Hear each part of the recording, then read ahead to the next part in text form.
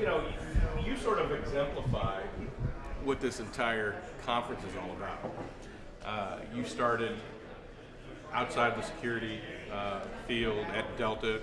You're a longtime employee. You moved upwardly through the organization, but through different vertical markets in the business until you finally were,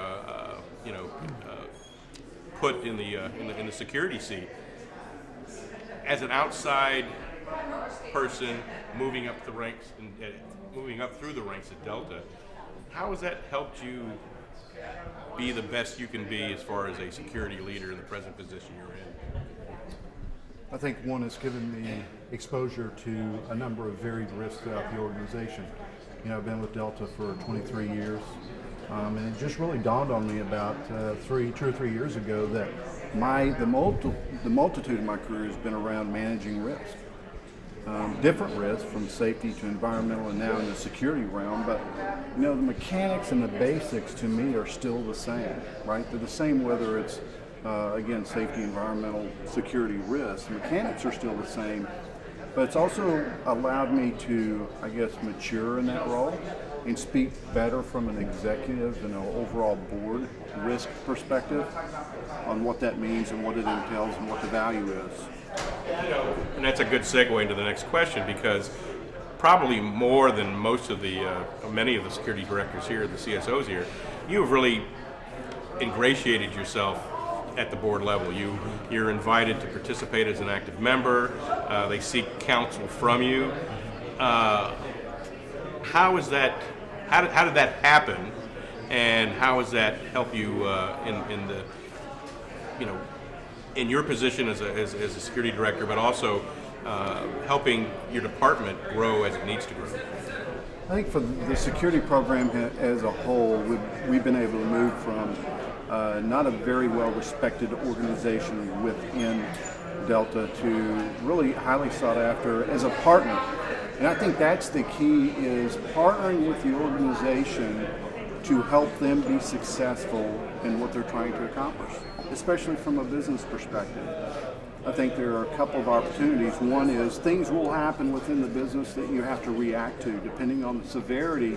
Gives you the opportunity to really step up and kind of cut the tail off of the end of that event by being proactive and getting the right things done. But the second thing is identifying what the risks are to the organization for them accomplishing what they're trying to do and being a partner in trying to help them be successful.